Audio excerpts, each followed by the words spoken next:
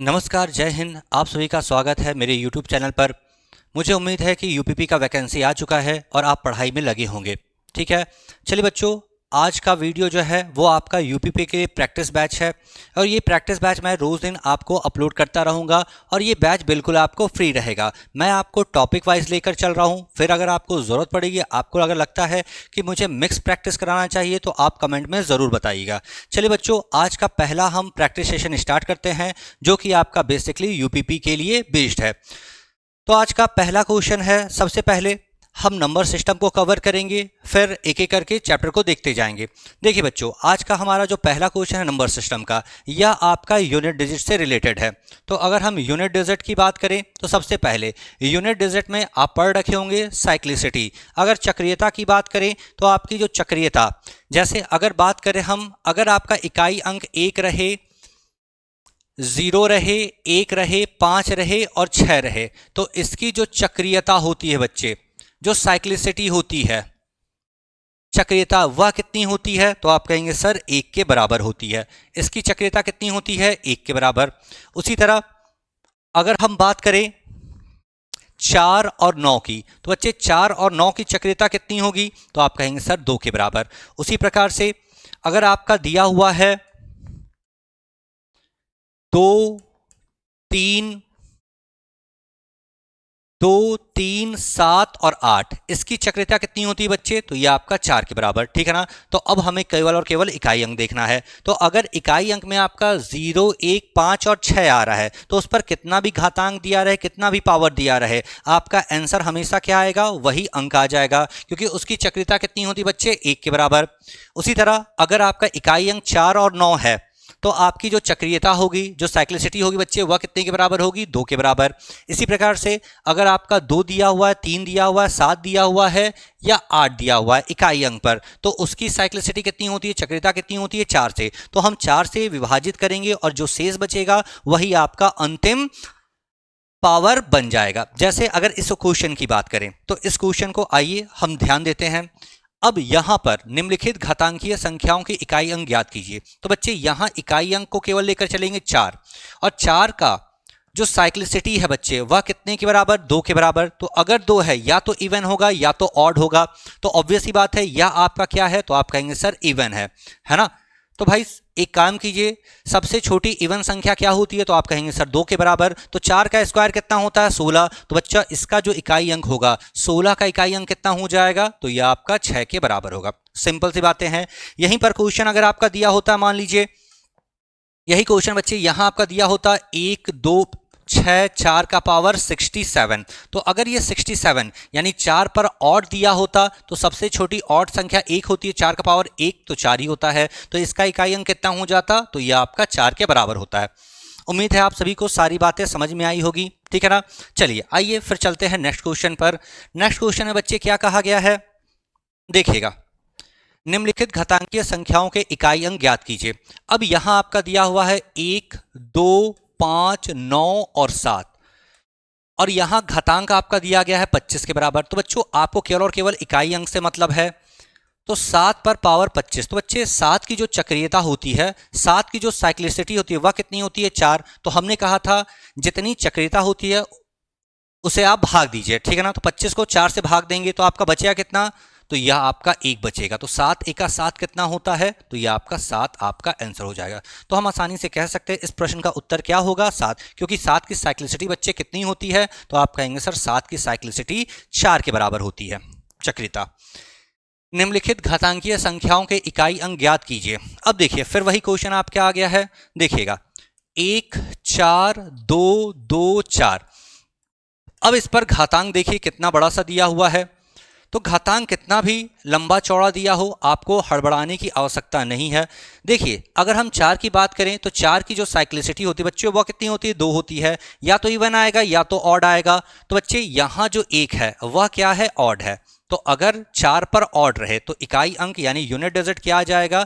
तो यह आपका 4 के बराबर होगा, है ना। तो हमारा इस प्रश्न का सही उत्तर क्या हो जाएगा? तो यह आपका 4 के बराबर होगा। चलिए आइए अब आते हैं नेक्स्ट क्वेश्चन पर। 3, 6, 9, 8, 3, 6, 9, 8। अब इस क्वेश्चन में हम देखें 3, 6, 9, 8, और पावर कितना दिया हुआ भाई 1795, ठीक है ना। तो बच्चे अगर हम साइक्लिसिटी की बात करें, अगर हम चक्रियता की बात करें तो 8 की चक्रियता कितनी होती है, तो आप कहेंगे सर 4 के बराबर, ठीक है ना। तो 4 से विभाजिता का जो नियम है वो क्या होता है, यदि लास्ट का 2 डिजिट 4 से विभाजित है तो पूरी संख्या भी 4 से विभाजित होगी, है ना। डिविजिबिलिटी ऑफ 4 क्या है, if last 2 digit is divisible by 4 then whole number is divisible by 4। तो हमें केवल और केवल लास्ट के 2 नंबर, चूंकि 8 की जो चक्रियता होती है बच्चे, चक्रियता साइक्लिसिटी होती है वह कितनी होती है 4, तो 4 से भाग दीजिए। तो यहां आपका अगर हम 95 को 4 से भाग देंगे तो 4 दूना 8, बचा कितना 15, तो 4 तिया 12, बचा कितना, तो यह आपका 3, तो यह आपका कितना हो जाएगा 3 के बराबर, ठीक है ना। तो 8 को अगर हम 3 बार गुणा कर दें तो 8 गुणा में 8 गुणा में 8, अगर आपको 512 याद है तो ठीक है, 8 8 64 है ना, 8 चौके 32, तो 32 का कितना, तो यह आपका 2, ठीक है। तो यहां से आपका आंसर क्या होगा, तो यह आपका 2। अगर 512 याद होता है कि 8 का क्यूब 512 होता है और 512 का इकाई अंक बच्चे क्या है, तो वह 1 के बराबर है। अगर ये चीज़ें याद है तो अच्छी बात है, और अगर याद नहीं है तो कोई बात नहीं, आप इस प्रकार से भी क्वेश्चन को सॉल्व कर सकते हैं, ठीक है ना। इसके बाद फिर नेक्स्ट क्वेश्चन है, देखिएगा 529 का पावर 85। तो बच्चे हमने आपको स्टार्टिंग में ही समझाया था, अगर हम साइक्लिसिटी की बात करें, चक्रियता की बात करें, तो 9 की चक्रियता कितनी होती है, तो आप कहेंगे 2 के बराबर। तो बच्चों या तो इवन होगा या तो ऑड होगा। तो आप देख सकते हैं 9 पर 85 जो है वह ऑड है, तो सबसे छोटी ऑड संख्या 1 होती है, तो 9 का पावर 1 कितना होगा 9, तो इसका इकाई अंक क्या हो जाएगा बच्चे, तो यह आपका 9 के बराबर होगा, ठीक है ना। हम बिल्कुल भी इस सेशन में टाइम वेस्ट नहीं करेंगे, ठीक है ना, हम चीज़ों को फटाफट सॉल्व करते जाएंगे, देखिएगा, क्योंकि आपके पास समय काफ़ी कम है। अब यहाँ आपका देखिए, ये भी आपका बहुत बेहतरीन क्वेश्चन है, 5138133 और पावर कितना दिया हुआ है, पावर तो बड़ा खतरनाक टाइप से दिया हुआ है, 1 2 3 और 1। तो भाई 3 की जो चक्रियता होती है बच्चे वह कितनी होती है, तो आप कहेंगे सर 3 की चक्रियता 4 होती है ना, 3 की चक्रियता कितनी होती है 4 होती है। तो साइक्लिसिटी ऑफ 3 4 के बराबर होता है, तो 4 से अगर हम इससे डिवाइड करेंगे, लास्ट का 2 डिजिट डिवाइड कीजिए, बचा कितना 1, तो आपका यूनिट डिजिट इकाई अंक क्या हो जाएगा 3 के बराबर। तो हमारा इस प्रश्न का उत्तर क्या हो जाएगा, तो 3 हमारा इस प्रश्न का उत्तर हो जाए। एकदम आसानी से चीज़ों को हम कर पा रहे होंगे। उम्मीद है आप सभी को सारी बातें समझ में आ रही होगी। अब देखिए, अगर इस प्रकार से क्वेश्चन आ जाता है, अगर ये आपका 422 का पावर 377 दिया हुआ है और प्लस में 19 दिया हुआ है, ठीक है ना, तो भाई यह आपका 2 का पावर, अब अगर हम 2 की साइक्लिसिटी बच्चे देखें तो 2 की साइक्लिसिटी कितनी होती है, तो आप कहेंगे 4, तो यह आपका केवल और केवल अंतिम का 2 अंक लीजिए, क्योंकि 4 से विभाजिता का नियम क्या है, यदि अंतिम का 2 अंक 4 से विभाजित होता है तो पूरी संख्या भी 4 से विभाजित होगी, और यह आपका प्लस में 19 के बराबर। तो देखिए, अगर हम 4 से भाग देंगे, 4 एका 4, बचा कितना 3 4 9 36, तो बचा कितना, तो 1, तो 2 का पावर 1 4 से भाग दीजिए तो बचेगा कितना 1, ये आपका 19, और 19 का इकाई अंक बच्चे कितना होगा, तो 19 का इकाई अंक 9 होगा, तो 2 + 9 कितना होता है 11, और 11 का इकाई अंक क्या हो जाएगा बच्चे, तो यह आपका 1। तो हमारा इस प्रश्न का सही उत्तर क्या होगा, तो इस प्रश्न का बच्चे हमारा उत्तर होगा 1 के बराबर। उम्मीद है आप सभी को सारी बातें समझ में आ रही होगी, कहीं कोई कंफ्यूजन नहीं होगा। क्योंकि आपका एग्जाम काफ़ी नज़दीक है तो हम कहीं पर भी अपना समय वेस्ट नहीं करेंगे, है ना, हम पूरा का पूरा कॉन्सेप्ट देने की कोशिश करेंगे। चलिए, इसके बाद फिर यह आपका 369 का पावर 578 और माइनस में 123 726 का इकाई अंक। तो ऑब्वियस ही बात है, अब यहां पर आपका 9 है, ठीक है ना, तो 9 की जो साइक्लिसिटी होती है बच्चे वह 2 के बराबर होता है। तो अगर 2 संख्या है, या तो इवन होगा या तो ऑड होगा, तो यह आपका इवन है, तो यहां इवन लिख दीजिए। और 3 की साइक्लिसिटी कितनी होती है बच्चे, तो 3 की साइक्लिसिटी 4 होती है, तो 4 से डिवाइड दीजिए। तो अगर 9 पर इवन है तो सबसे छोटी इवन संख्या क्या होती है, 2 होती है, तो 9 का स्क्वायर कितना 81, तो 81 का 1 लिख दीजिए, या तो याद रखिए। और माइनस में अगर हम 4 से भाग दें तो 4 छक 24, बचा कितना 2। अब 1 - 9, 1 में से 9 गया -8। अब देखिए कभी भी इकाई अंक माइनस में आता है क्या, तो आप कहेंगे नहीं आता है। तो आपका जो इकाई अंक होगा वह क्या होगा, तो 10 जोड़ दीजिए। अगर हम 10 जोड़ दें तो आपका आंसर क्या आ जाएगा, तो ये आपका 2 के बराबर। या फिर देखिए यह आपका इकाई अंक है, इससे पहले भी कोई ना कोई संख्या रही होगी, तो अगर यहां से हम कैरी लेंगे तो यह आपका कितना बन जाएगा, 11। तो 11 में से 9 गया कितना, तो यह आपका 2 के बराबर। जैसे अगर हम एग्जाम्पल के तौर पर समझे, जैसे यह आपका 91 है और अगर इसे हम 79 घटा दें, ठीक है ना, तो ऑब्वियस सी बात है यहां से हम एक कैरी लेंगे तो ये 11 बच जाएगा। 11 में से 9 गया कितना, तो ये आपका 2। अगर माइनस में आ रहा है तो कोई दिक्कत नहीं है, कभी भी इकाई अंक माइनस में तो हो नहीं सकता। तो अगर माइनस में आ रहा है तो आप +10 को जोड़ दीजिए। और ये क्यों होगा, क्योंकि आप बगल से 10 डिजिट उधार लेंगे, ठीक है ना, कैरी लेंगे। चलिए इसके बाद फिर नेक्स्ट क्वेश्चन पर आते हैं। उम्मीद है आपको सारी बातें समझ में आई होगी, कहीं कोई कंफ्यूजन नहीं रहा होगा। देखिएगा बच्चे, अब यहां आपका क्वेश्चन है 159 टू द पावर 73 माइनस में 52 to the power 13 minus 13 to the power 22 का इकाई अंक ज्ञात करना है। ठीक है, तो बच्चे सबसे पहले यहां 9 है, तो 9 पर ऑड है तो इसको ऑड लिख दीजिए। 2 की चक्रियता बच्चे कितनी होती है, तो 4 होती है। तो 4 से विभाज्यता का नियम, अंतिम का 2 अंक, तो 2 ही अंक है। और यहां फिर 3 की चक्रियता कितनी होती है, तो यह आपका 4 है ना। तो 9 पर ऑड है तो यह 9 ही आ जाएगा, क्योंकि 9 का पावर 1 क्या होता है, 9 ही होता है। अब अगर इसे हम 4 से भाग दें तो बचेगा कितना, 1। इसे अगर हम 4 से भाग दे पावर को तो बचेगा कितना, 2। तो यह आपका 9 माइनस में 2 और फिर 9, ठीक है ना। 9 और 2 11, भाई माइनस माइनस प्लस हो जाता है। 9 2 11, 11 का 1, ठीक है ना, इकाई अंक केवल लेना है। तो 9 में से 1 गया कितना, तो ये आपका 8। तो हमारा इस प्रश्न का उत्तर क्या हो जाएगा, 8। या फिर कहिए 9 में से 9 गया, यहां पर +9 है, यहां माइनस में 9 है ना, तो -2 आएगा। तो -2 कभी भी इकाई अंक बच्चे हो सकता है क्या, तो आप कहेंगे सर नहीं हो सकता है। तो आपको क्या करना होगा, तो कभी भी अगर माइनस में आ जाता है तो आपको इकाई अंक प्राप्त करने के लिए 10 जोड़ देना है। तो आपका इकाई अंक बच्चे क्या आ जाएगा, तो यह आपका 8 इस प्रश्न का सही उत्तर आ जाएगा। उम्मीद है आप सभी को सारी बातें समझ में आई होगी, कहीं कोई कंफ्यूजन नहीं रहा होगा, ठीक है ना।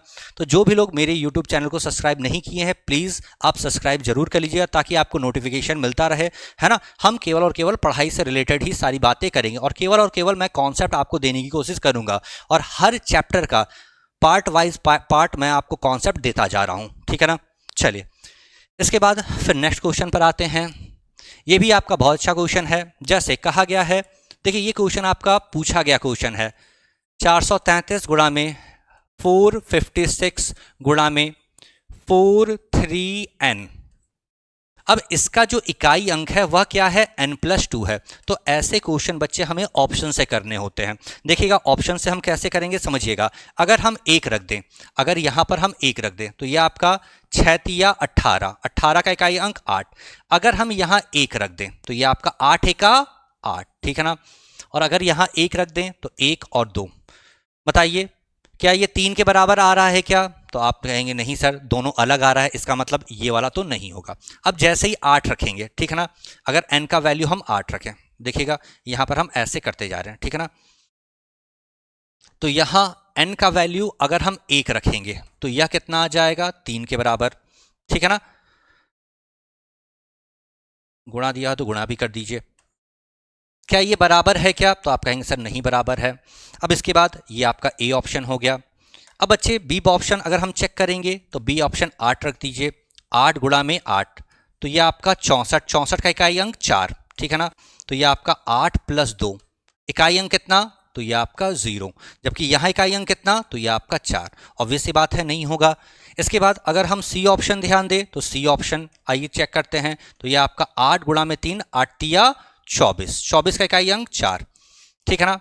और फिर यहां पर जोड़ दीजिए, तो n का मान अगर 3 रखेंगे तो 3 और 2 कितना होगा, तो यह आपका 5। भाई दोनों अलग अलग है, भाई बराबर भी तो होना चाहिए।